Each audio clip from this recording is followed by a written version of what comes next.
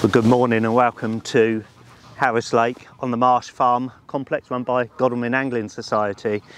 And before you start thinking, oh, here we go again, this is going to be another flatbed feeder, pellet cone, fishing for tench and crucians, well, that's completely not the case, because it's middle of March. It's that time of year that the birds are all getting a little bit frisky. It's still quite chilly. And I thought, wouldn't it be nice just to come back, go back to my roots and fish the Wag and Mag. I had a friend down here a few weeks back on one of the mild spells, and he had quite a few nice roach, a couple of bonus tench, a couple of nice perch. So I'm going to fish the Wag and Mag. I've got a little sleeper rod out there with a worm, just in case there is a perch about. And it'd just be nice just going back to some good old float fishing, traditional float fishing, and see what happens. I'd also just like to thank everybody that watches my channel. If you haven't actually subscribed, please hit that little button, subscribe, because it makes it all so much more worthwhile for me.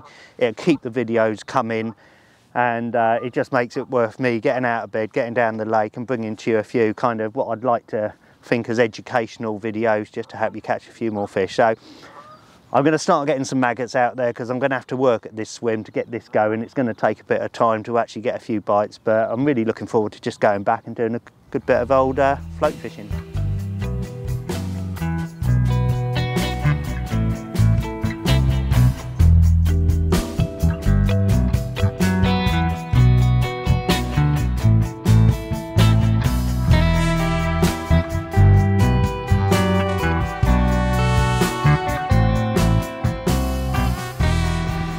Well, I've been fishing for about 40 minutes now, and what you'll find when you're fishing the Mag and Wag is it's a very, very active method, and generally you've just got to keep catapulting, spraying a few maggots literally every cast, and you also have to be patient, because quite often it's all about building the swim, getting a few fish competing out there. And I only had one bite in that sort of the 40 minutes, but now I'm beginning to get a few bites, mainly on the drop. I'm missing quite a few, and I'm thinking they're really, really small fish, and sometimes I'm striking and there's a few little roach coming up, spraying up, tiny little roach, which might be giving me false indications. But generally with the Wag and Mag is it's spray maggots, cast over the top.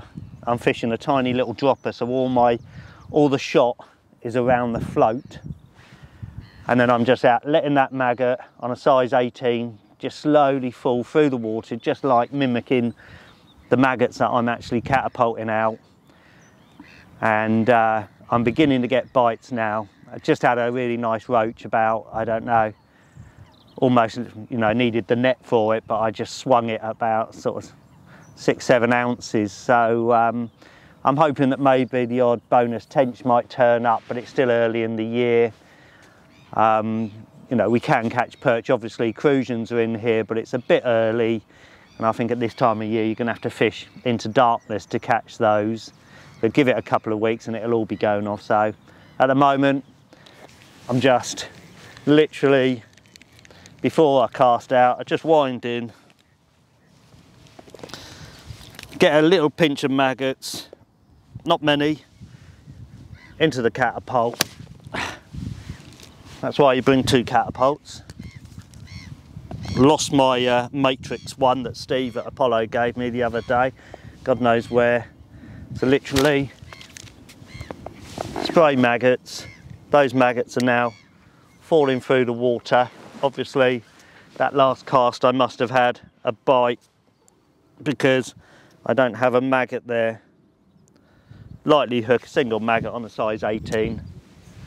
When you cast out, just slow it down, feather it down, sink your line, and then get ready, because your maggot is now falling down just behind those ones I've catapulted out, and straight away there was a bite, because obviously I've got those roach coming in, having a go at the freebies. That was a quick bite, so I'm not going to catapult any maggots out this time. I'm just going to go straight back out there, try and just fish the float where you're actually catapulting those maggots. There's no point fishing closer in, further out, another bite. So as you can see, I'm getting bites. It's just a matter of I really want to get those fish or bigger fish down on the deck, and hopefully by the end of this morning, I'm only fishing till about midday, I'll have a few fish in the net. Well, it's taken a bit of time, but as you can see, I'm beginning to get bites regularly now. They're only small fish. I'm missing a lot of fish because I think they are really small, but hopefully you just keep those maggots going in, keep plugging away at it, keep working, and slowly those fish should get bigger and bigger, bolder and bolder, should be hooking a lot more, and hopefully, you never know, the odd bonus fish might just come along. But at the moment it's just nice down here doing something completely different. As I said, I've got a friend who loves his float fishing that came down here. Basically said, Dunk, just go down there, you'll really enjoy it. So it's just nice to go back to the Wag and Mag. We hardly ever see anybody fishing it nowadays.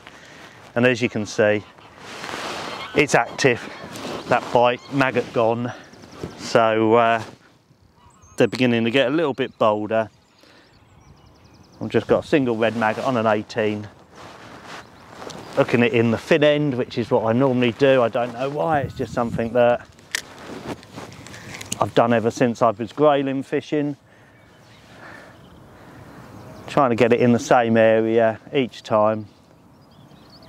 And as I say, bites are coming fairly consistently now.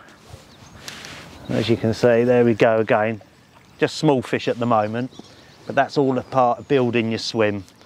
Initially you'll get nothing for quite a long time, then you'll get a few signs, and then slowly and surely the fish will turn up. As you say, you know, quality roach these are.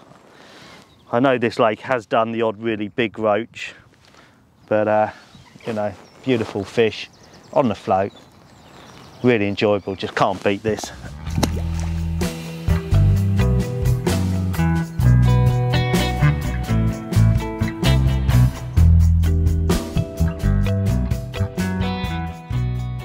Okay, let's just run through the bait, and it is simply a couple of pints of good fresh red maggots. I've put some turmeric on there just to spice them up a little bit. Great for roach, that is. It also just gives me a little bit of confidence. It makes them smell a little bit better. And the way you feed when you're fishing the Wag and Mag is, if you're fishing for silverfish, then normally you just put a tiny little pinch, you know, probably about 20 maggots into the catapult, spray them out, and then cast right where those maggots have just landed. So your bait is mimicking those freebies, falling through the water, and as those roach and rudd come in and intercept, you know, your bait's going to be picked up because it looks very, very similar to the others. Today I've actually reversed that because I was getting lots of bites and struggling. What I decided to do is, if I could try and get a bonus tench, maybe a crucian or a better perch, was to actually cast out and then feed over the top. So obviously your bait gets to the bottom without those roach intercepting it. Picked me up a couple of better fish. I had quite a nice rudd actually earlier. All the other fish, I've had probably about 20 roach now, up to about, I don't know, 8-10 ounces. No bonus fish, but just struggling to hit those bites. So I've tried hooking that maggot in the fin end, the thick end, even tried in the middle. Every time I change, I catch a couple of fish, think I've actually sussed it, and then bang bang, I'm striking and missing the bite. Okay, let's just run through my tackle today. I've got a 13-foot Preston Carbon Active Sentient 13-foot Super Float. Unfortunately, again, discontinued, but these rods were absolutely brilliant. They've served me for years and years, and they're as good now as they were when I bought them. As I say, a 13-foot rod is good. A 15 is just a little bit too long when you're casting, so a 13-foot is ideal length for casting and picking that line up and setting the hook. I've got a Dawa. I don't actually know what this is. It's a Ninja Match and Feeder 3012A, a little match reel. And when you're waggler fishing, a top tip is to actually load your spool right up to the brim. It just makes casting that much easier. If you've got very little line on there, it just causes so much friction. So make sure when you load your reel up, you've got it right up to the brim. Going down to the business end, I'm using a Drennan. I think these are kind of like the high vis floats. They're not the ones I used at Frencham. I think these may well have been discontinued because the sort of foam bodied ones, because they just didn't take the punishment that waggler fishing puts a float through. So we're going back to the old school. I used these at Frencham when I was in my 20s. As you can see, they're still available. They're still brilliant floats. This one's got a dark plastic body, it's got the high-vis tip, and it's got this loaded lead insert that pushes in. So with waggler fishing, what you've got to ensure that all the actual weight, all your shotting is round that float, because basically you're casting and you're actually fishing the bait on the drop. So that all the lead, all the shot, these are little stots. This float, let's have a look, it's a 3 gram Visor Wag, a Drennan one, and I've got 2 number 1 stots and a number 4 stot all around the base of that float, down to a Preston Reflow Power hook link.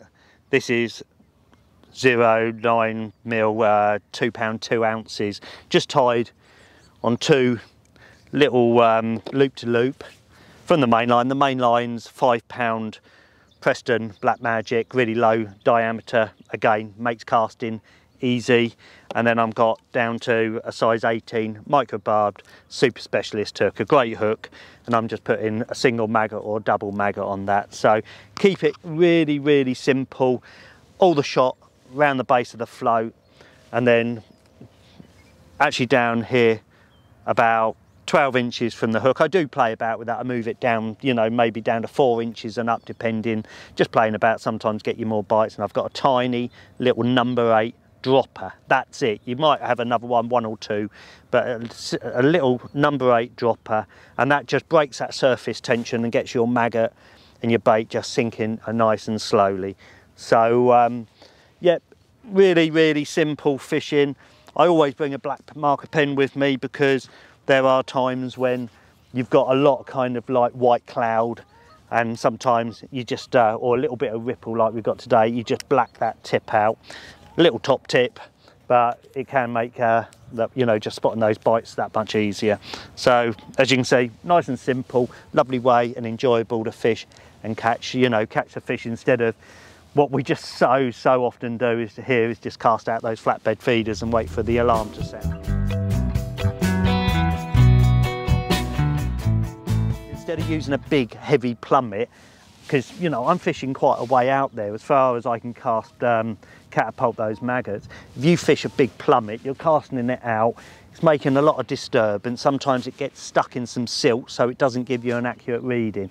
So I use a big plummet when I'm just fishing off the rod tip, because I can just lower it down. But when I'm actually fishing a waggler like this, I just get a big split shot, something like a AAA, cast it out. I just shot my float, so you know, about half an inch or so the tip is showing. Press a big, you know, not lead shot, a big AAA or swan shot onto the hook, cast it out, and then just give it time. Just watch the float, and it'll just go down, it'll go under, slacken your line off, and then that'll just pop up. Take time when you're plumbing up. Don't just say, oh, it's that depth. You could be 2 inches off bottom, you could be 6 inches laying on. If you want to just get it right, it might take me 15 minutes to keep casting out and just getting that depth correct. But it will pay, you know, dividends and catch you a lot more fish if you spend time plumbing up and getting that bait so it's just resting on the bottom.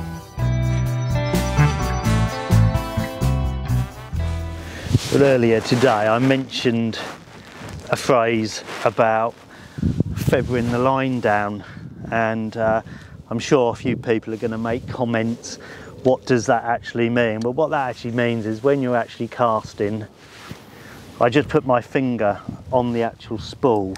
when that floats just about to hit the water, I slow it down, and what it does is it slows everything down and your hook link flies out in a straight line away from the float, so it avoids tangles. If you don't do that, you can shoot that float straight in, you can get tangles.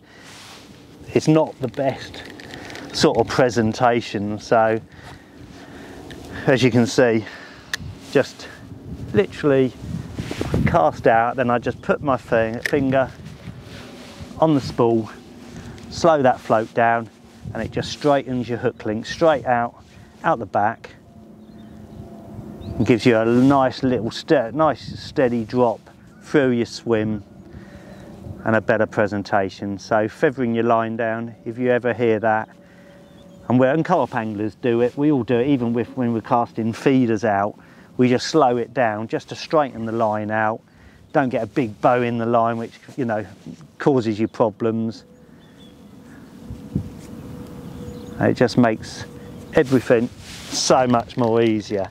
Today it's been quite a nightmare because if I sink my line, I'm getting quite a bit of drift off the rod tip, directly off the rod tip down here. So when I strike, I'm striking into the line, this line that's kind of drifted to my left off the rod tip, and trying to hook bites is just been a nightmare, but that's half the fun of it. You just got to work it out. And now I'm just laying the actual line on the surface, and when I get a bite, I'm actually hooking more than I'm probably missing now. So again, just casting out, finger on the spool. What you'll see is you'll see the float land, and then you'll see another little splash out the back of the float, and that is actually your single or double maggot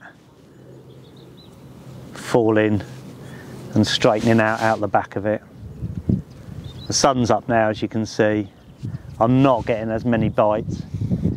It's coming up to about 11 o'clock in the morning. So I've had 30 fish, so I've probably had, I've had about at least 30 fish, I'd said, of all sizes, from probably the smallest being that sort of size up to about 10 ounces. So probably had, getting on for, you know, double figure bag of fish this morning. It would have been nice for a bonus tench or curry. I wasn't expecting a curry, to be perfectly honest, not on this method, not at this time of year. So but I was hoping for a tench or two. So again, just a little pinch of maggots. That goes out before you cast.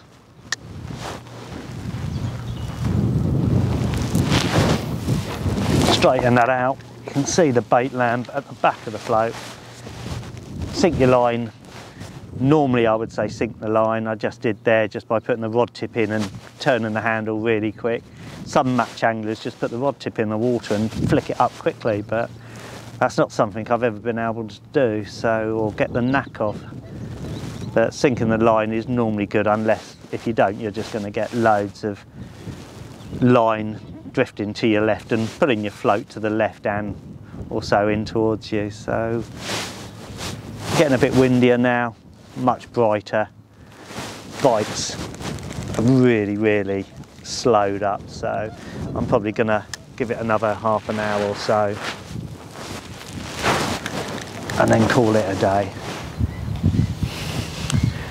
Well, it's been really enjoyable this morning. It's not been easy. Catching lots of, you know, fairly nice roach now, swinger roach. I did just lose a better fish, a bonus fish, but I've had probably about 30 roach like that, probably to about 10 ounces. A couple of nice rudd.